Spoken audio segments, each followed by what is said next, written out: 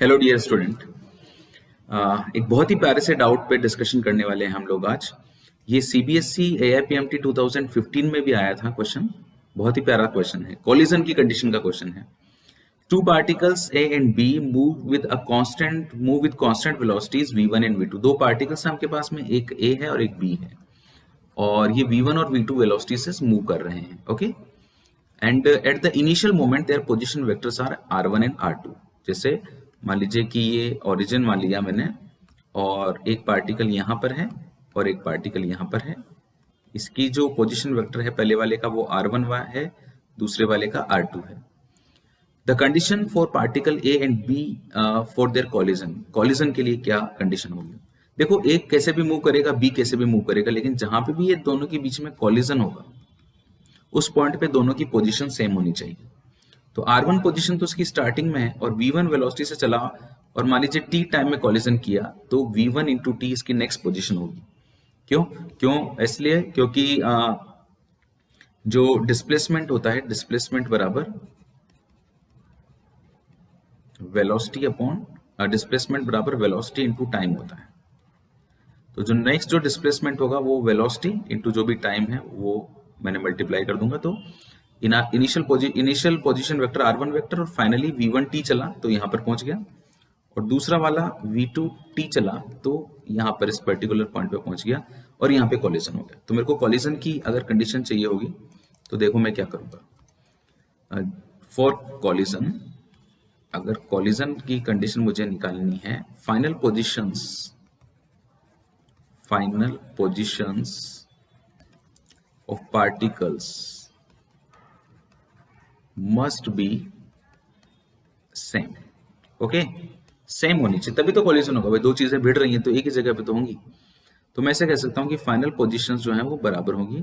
तो first particle की final position is equal to second particle की फाइनल पोजीशन।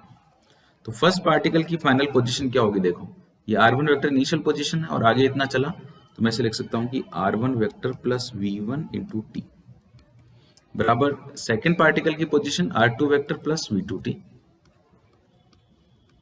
ऐसे लिख दिया टी टाइम के बाद में। अब मैं इसको ऐसे लिख सकता हूं कि r1 vector minus r2 vector is equals to v2 vector into t minus v1 vector into t. तो ये r1 vector minus r2 vector बराबर हो गया v2 minus v1 into T. ये मैंने टाइम निकाल लिया। अब टाइम तो एक स्केलर क्वांटिटी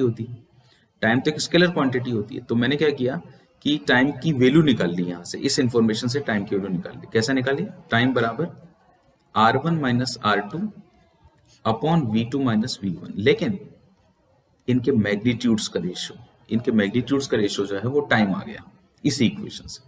और ये जो वैल्यू निकल कर आई है, इसी वैल्यू को मैंने यहाँ पे अगर पुट कर देता हूं तो r1 minus r2 is equal to v2 minus v1, और t की वैल्यू मैग्नीट्यूड के साथ में अगर लिख रहा हूं तो r1 माइनस r2 का magnitude divided by v2 minus v1 का मैग्नीट्यूड।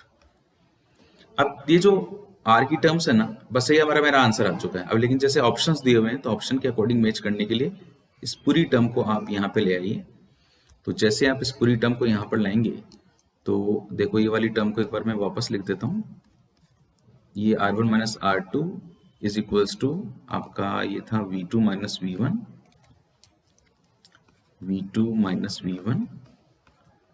और यहाँ पर r1 माइनस r2 का magnitude divided by v2 minus v1 का मैग्नीट्यूड। इस वाली टर्म को इधर नीचे ले आइए तो r1 minus r2 divided by r1 का मैग्नीट्यूड माइनस r2 का magnitude is equals to v2 minus v1 upon magnitude of v2 minus v1।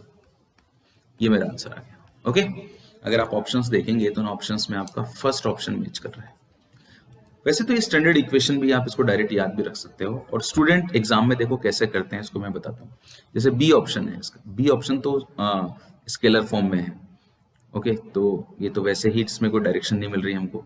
D option हो नहीं सकता क्योंकि ये मीटर में है लेफ्ट हैंड साइड में और ये मीटर पर सेकंड में है, तो डायमेंशनली रॉन्ग हो गया।